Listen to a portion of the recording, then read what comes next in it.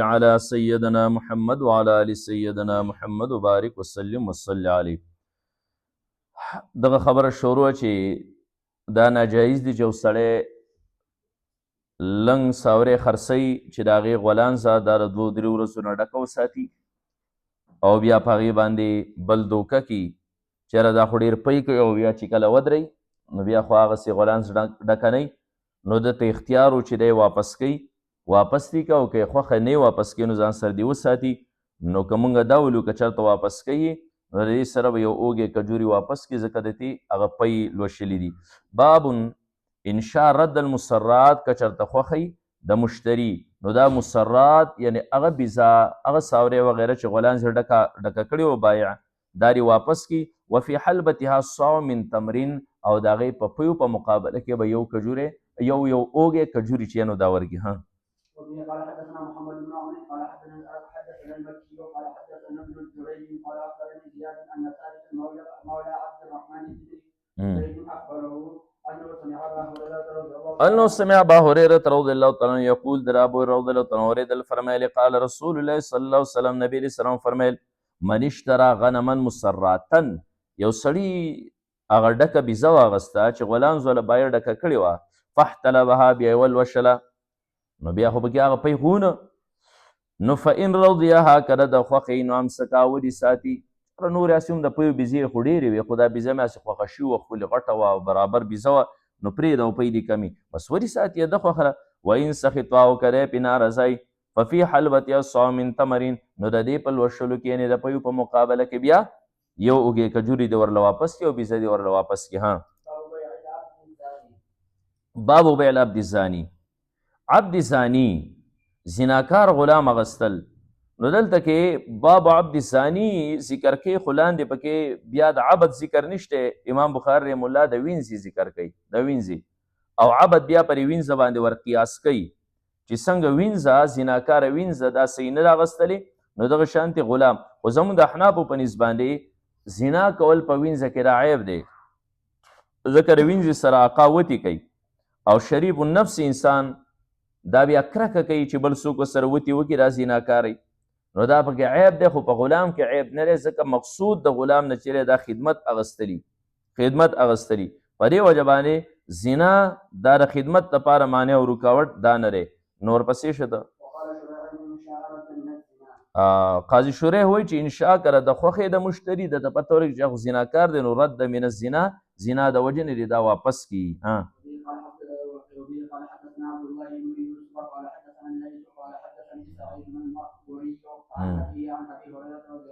ابو هريره رضی الله عنه فرمایا انه سمعه يقول قال النبي صلى الله عليه وسلم نبی علیہ الصلوۃ والسلام فرمایلی اذا زنت الامه کله چې وینځه زنا وکي فتبين زناها او د دې زنا دا واضح شوه یعنی په گواهانو سره ثابت شوه یا د دې په اقرار سره ثابت شوه نو فلیجلدها دې له کوړې ورکوي او تاسو ویلي چې د وینځې کوړې بیا د ازادي په نیمه باندې دي نو ازادي له 100 دي نو دې له 50 ورکړی کېږي ټیک شوه. او که چېرته کې دا شادي شده وه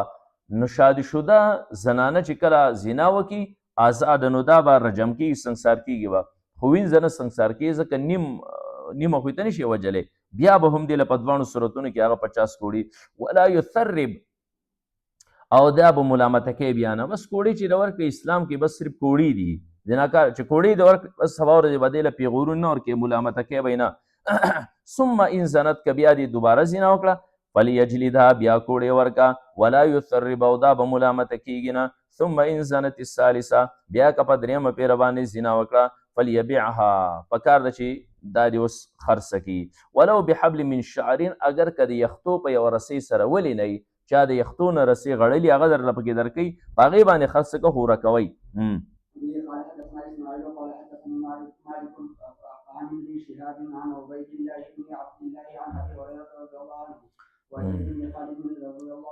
او د دې دواړو نه روایت دی چې ان رسول الله صلی الله علیه وسلم سئل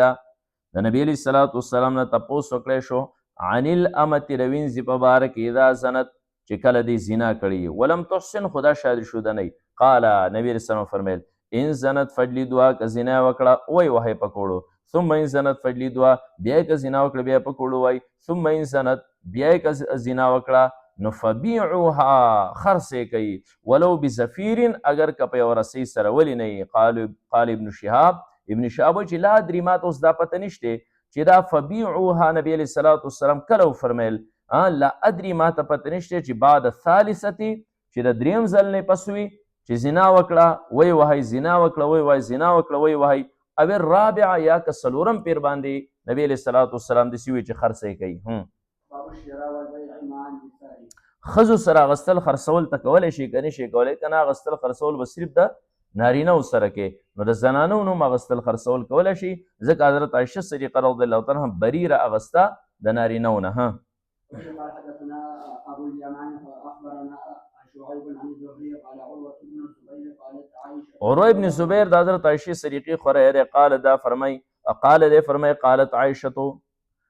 رضی الله تعالی عنها فرمایل دخل علی رسول الله صلی الله علیه وسلم نبی علیه الصلاة والسلام زما خواته را ننوت فذکرت له ما ورته واقعه بیان کړه دا د حدیث لږ ټوکړه راغستې را بریره دا یو وینځه وه او دا راله حضرت عایشې صدیقې ته وی زما مالکان ما خرڅوي ازادۍ مې خو څه پیسې رانه غواړي یعنې کتابت را سره کوي نو ته را سره په کتابت کې تعاون کولی شي څه پیسې راکړې هغو له ورکړم نو نبي علیه الصلاة والسلام فرمیل حضرت عایشې ورته وفرمیل چې زه به درله یک مشت پیسې درکړمه وا به دې تخلم او زه به دې ازاده کړم خو ستا چې کومه ترکه ده کومه ولا ده دا به زمای هغه ورته وي چې نه مالکانو یې نه منل نو دې نبي علیه الصلاة والسلام ته ډېرې تذکره وکړه فقال لا رسول الله صلی الله علیه وسلم نبي علیه الصلاة والسلام ته وفرمیل حضرت عایشې ته چې اشتري واعتقي واخله بریره و ازادې کا فانما الولاء لمن اعتق ولا خود هغه شی چې څوک یې ازاده کړي ولا خو پیژنې که نه چې کم ازاده کړي او د دې سر چې کم صحیح کم مالی دې ته ولا وایي نو ولا د هغې چاره چې څوک یې ازاده کړي اگر که هغو دا شرط لګولی او مخکې را روان دی تفصیل بار بار دا روایت راځي هغه وی چې د دې ولا به موږ ته پاتې کېږي نبي اسلام فرمیل نه دا شرط فاسد دی ځکه ولا د هغې چای چې څوک یې ازاده کړي نو ته یې واخله او ازاده که ولا به ستایي ثم قام النبي صلی الله علیه وسلم بیا نبی علیه الصلاة والسلام ودرېده من العشي په ماښام کې مسخوتن فثنا علی الله یعنی تقریر ته پاسېره فثنا علی الله په الله تعالی باندې ثنا بیان کړه بما هو اهلو څنګه چې الله لره مناسب وه ثم قال بیا نبی علیه الصلاة والسلام فرمیل اما بعد ما بال اناس څه شوي دي خلکو له یشترطون شروطا چې داسې شرطونه مقرروي لیس فی کتاب الله چې د خدای په کتاب کې نشتي ځکه دا شرط د خدای په کتاب کې نشتي چې ولا دا بستای بلکې ولا خو د هغې چا چې څوک غلام یا وینځه ازاده کړي من اشترط شرطا چا چې یو شرط مقرر کړو لیس فی کتاب الله او دا شرط د خدای په کتاب کې نه فهو باطل دا شرط باطل دی وان اشترط میات شرط اگر که سل شرطونه هم مقرر کړي او چې په کتاب الله کې نه دا به باطلي شرط الله احق و اوثق د خدای شرط پر زیات حقدار او زیات مضبوط او قوي وي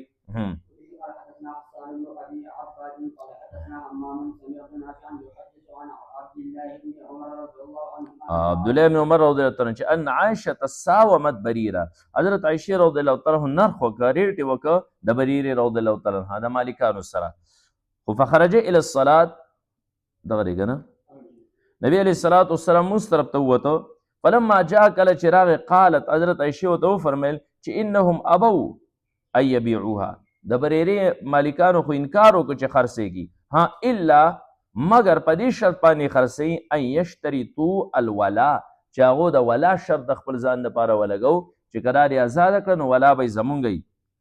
نو فقال النبي صلی الله علیه وسلم نبی علیه السلام فرمیل انما الولا لمن اعتق ولا خو هغه چاته پاتې کېږي چې څوک یې ازاده کړي نو ازادۍ به تا ولا به هغه وړي دا خو فاسد شرط دی قلت لنافع ما نافع ته وی چې حرا کان زوجها د حضرت عایشه د بریرې خاوند چې کوم نو آیا دا مغیث رضی الله تعالی عنه کنه مغیث رضی الله تعالی عنه هلته چې بیا حضرت عایشه سریقې واغسته ده او ازاده یې کړه چې ازاده یې کړه نو دې ته خو پته وه چې کومه ښځه وینځئ نو دا خو په خپل اختیار سره نه په نکاح کېږي دا خو د مالک په اختیار سره نو د ازادېدو سره دې ته اختیار دی چې د خپل خاوند سره ځان پاتې کوي او که زیتي دې ته را مسله معلومه وه نو بس دا د مغیث رضی الله تعالی عنه لاړه نو مغیث رضی الله تعالی عنه د رنګ نه یو ښه ستوره او دا ښایسته وه نو مغیث رضی الله تعالی عنه پسې دماغي توازن خراب شي او ګرځېده و داسې پرې کوڅو کې نو نبي علیه الصلاة والسلام یو پیره بریره راوغوښته ورته یې راشه وی زه درته دا مشوره در کوم چې د مغیث سره دوباره نکاح وکړه، غریب ډیر زیات خراب دی. د الله رسول مشوره ده که حکم دی؟ نبی سلام فرمیل مشوره ده. وی چې مشوره په مشوره کې سړي ته اختیاري منل او نه منل، بس نه کوم سره نکاح. بهر کیف دی چې ما تپوس وکړه نافع نه چې حرن کان زوجها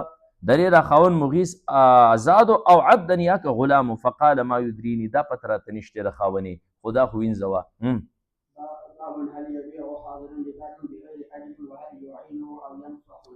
مسله شاته ذکر شوی چې تاسو چې خارې سړی به د بانډچي دپاره مال نه خرڅوي که نه، ځکه چې په دې کې خاریانو ته صحیح نقصان یې پکې. دلته کې خاري ته خو پته چې دلته کې را پلانې سي شارټ دی او نه میلاویږي او پلاني راغستی دی او ته پسې لاړ شې هلته ته چې ما سره یې کېده او دا به خرڅو نه، دا به چې خود ګران شي که نه او خلک یې بس د سونې په بیه باندې الي نو بیا به یې را میدان ته کړو نو خلک پرې الي. داسې شی مه کوه، دې کې خاریانو طرف ته نقصان دی. البته داسې را دا په هغه صورت کې چې بطور سمساري بطور دلالي نو دلال سړی دا ربل مجبورۍ ته نه ګوري، بیا ربل سټ او خالي پیسې خپل دغه کې بطور دلالي، نو دلالي بیا ناجایز دي. که داسې شي او بانډچی دا غریب دلته کې دوکه خوري، نو په داسې صورت کې که ته وله خیرخواهي کوې چېرې څوک یې دوکه نه کړي، څوک ورته نقصان ورونه رسوي او بیا خارې سړی د بانډچي دپاره دغه کړي، نو دا یو مسلمان سره خیرخواهي ده. نو خیرخواهي ورله کولی شي خو بلا اجرت بطور دلالۍ نه پیسې به ترې نه الې. نو باب هل یبیع حاضر لبادین، آیا خارې د بانډچي دپاره بیه کولی شي بغیر اجرین په غیر د اجر نه؟ وهل یعینو د دې امداد کولی شي او ینصحه یا دره خیرخواهي کولی شي؟ خیرخواهي او امداد یې کولی شي خو بطور دلالي بطور اجرت بوله دا مال نه خرڅې. او نبی علیه الصلاة والسلام فرمیل اذا استنصح احدکم، کله چې یو سړی خیرخواهي ستاسو نه طلب کړي اخاه ستاسو یو ورور، نو فلینصح له، نو پکار ده چې د خیرخواهي وکړی شي. ورخص فی عطا، امام عطا هم دې کې رخصت ورکړی دی.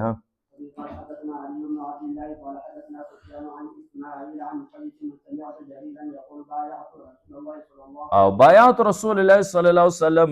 ما د نبی علیه الصلاة والسلام سره بیعت وکړه. په څه باندې مو سره بیعت وکړو؟ علی شهادت په دې ګواهۍ باندې چې الله اله الا الله، چې نشته لایق د عبادت سوا د الله نه، وان محمد رسول الله، محمد صلی الله علیه وسلم د الله رسول دی. دویم و اقام الصلاة، او د مونځ په قیامولو مو سره بیعت وکړو. ایتای زکات، د زکات په ورکولو باندې. والسمع والطاعت، دا اورېدو د اطاعت چې زه باره خبر اورم اطاعت پیروي به کوم. او بل والنصح لكل مسلمین، او د هر مسلمان سره په خیرخواهي مو سره بیعت کړی دی چې زه به هر مسلمان له خیرخواهي لټوم. نو که بطور خیرخواهي خارې سړی د بانډچي دپاره داسې بیه وکړي نو بیا ټیک ده، خو بطور اجرت نه.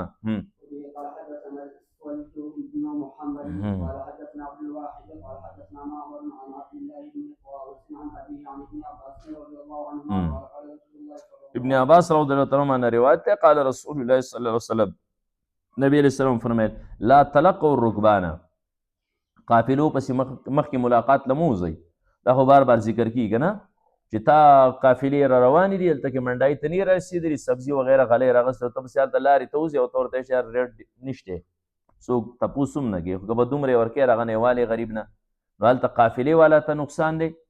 او بیا دغه نه هلته ارزان والی او دلته کې ګران په خلکو باندې خرڅوي، نو دلته کې خلکو ته هم ضرر دی، نو داسې به نه دغه کېږي. نو د نورو ائمو په نسبت باندې مطلقې قافلو پسې مخې ته وتل دا ناجایز او حرام دي. زموږ د احنافو په نسبت باندې دوو صورتونو کې بیا هغه حرام دي چې کله صحیح هلته کې قافلې والا ته نقصان وررسوي، دوکه یې کې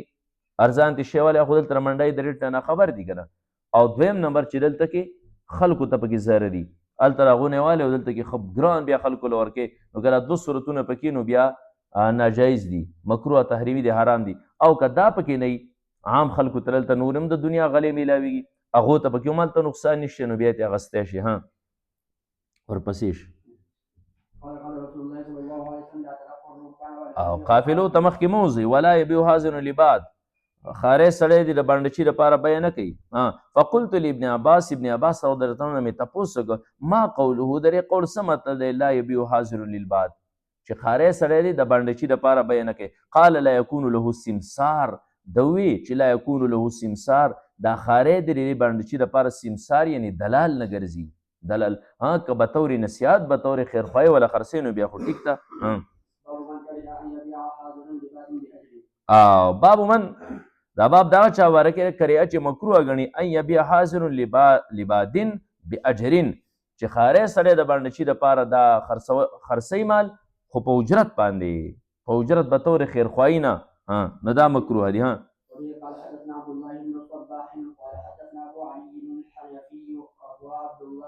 وعبيد الله بن عبد المجيد عن عبد الرحمن بن عبد الله بن دينار قال حدثني ابي عن عبد الله بن عمر رضي الله عنهما قال عبد الله بن عمر رضي الله عنهما فرمای نهى رسول الله صلى الله عليه وسلم نبی علیہ الصلوۃ والسلام من فرمایل ان یبیع حاضر للباد وبه قال ابن عباس رضی الله عنه آلته فرمایل کنه چې لا یکون له سمسار چې دلال ورلنی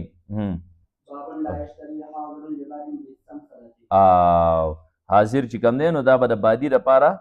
به طور دلالۍ دا مال نه خرڅوي.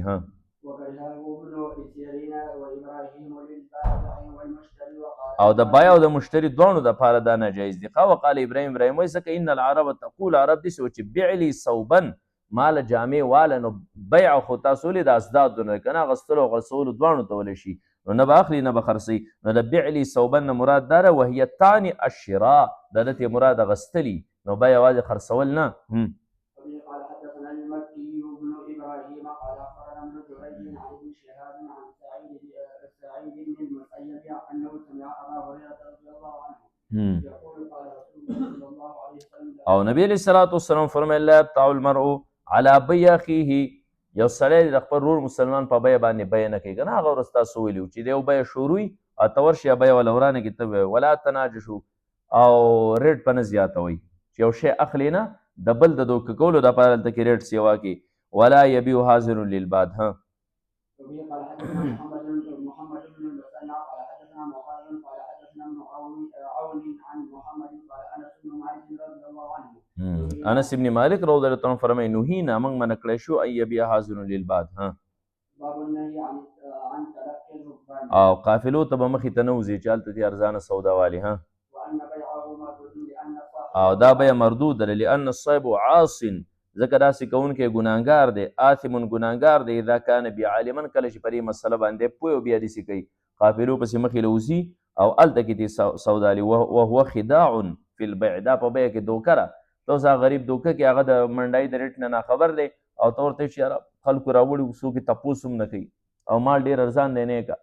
او بس هلته کې تې ارزان والې والخداع لا يجوز او دوکه جایز نه نه. قال حدثنا محمد بن بشار قال حدثنا عبد الوهاب قال حدثنا عبيد الله العمري عن سعيد بن ابي سعيد عن ابي هريره رضي الله عنه قال نهى النبي صلى الله عليه وسلم عن التلقي وان يبيع حاضر او دوانو نبی رسول الله فرمایي قافلو بس یو مخې له هم نه وځي او خارې به د باندې شي لپاره بیه نه کوي. قال حدثنا عياش بن الوليد قال حدثنا عبد الاعلى قال حدثنا معمر عن ابن طاووس عن ابيه قال سالت ابن عباس رضي الله عنه ابن عباس رضی الله عنه تپوس کو ما معنی قولی لا يبيعن حاضر للبيع فقال لا تكن له سمسارا دلال دی ولا نه جوړي کا به تور خیر خوای ولا خرسینو بیل خبره ده. قال حدثنا مسدد قال حدثنا يزيد بن زريع قال حدثنا التيمي عن ابي عثمان عن عبد الله رضي الله عنه قال من اشترى محفله او چا هغه بیزا غوا وغیره واغسته چې غولان زړه ک پرېښودی شي نو فلیرد معها صاعا یو اوږې کجوري دی سره واپس کړي ځکه دا یې لوشلې ده ودرولې ده. قال ونهى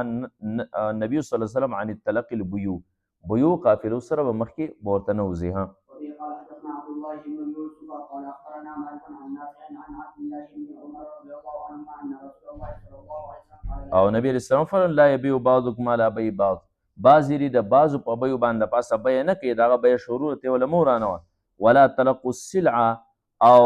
سامان پسې مخې ته مه وځه قافلو پسې مخې ته مه وځه حتی یهبط بها الى السوق تر دې پورې چې دی په بازار کې کوس کی چې په بازار کې کوس کی منډای کې نو ته بیا پته ولګي چې د دې څه ریټ دی ته پسې هلته وځې او غریب خدا د ریټ نه ناخبره دی ته هلته دوکه کې او مخې ته به رقم ځای پورې څومره ځای پورې ته مخې ته نشي وتی نو بس چې منډای ته نه رسېدلی نو منډای نه پسې بار ته هم نه وځي ځکه چې دا سړی منډای ته نه داخل شي نو دی خو په دغه ځای کې هم د ریټ نه ناخبره دی تر څو پورې منډای ته مال نه را رسولی بهر به یې پار ځای کې نه هلې په دې بازار کې به یې ته هم نه هلې بل ځای. الجويرية عن نافع عن عبد الله رضي الله عنه قال عبدالله ابن عمر رضی الله عنه فرمایي كنا نتلقى الركبان، موږ به قافلو پسې مخې ته وتو، فنشتري منهم طعام، خوراک به ورته هلته کې بار بار واغسته. فنهانا النبي صلی الله علیه وسلم، نو نبی علیه الصلاة والسلام موږ منع کړو ان نبیعه چې موږ دغه مال والو حتی نبلغ به السوق الطعام، چې منډهی ته یعنې د خوراک بازار ته نه را رسولی. قال ابو عبدالله وی چې هذا فی آل السوق، دا به د بازار په هغه بر سر کې و. خادي به تېره بازار په بر سر کې واغستل منډای ده، نو چې بازار په بر سر کې به یې هم نه هلې، په بل ځای کې به تر څو پورې چې دغه منډای ته نه رسولی، نو په منډای کې دی بولي وګوري، خلکو نه نور تپوسونه وکړي، نو ریټ درته معلوم شي. حدیث د عبیدالله چې کوم دی نو د دې بیان کې ښه د څه بیان کوي، د دې ټکي چې دا به یې تېره بازار په هغه بر سر کې اغسته.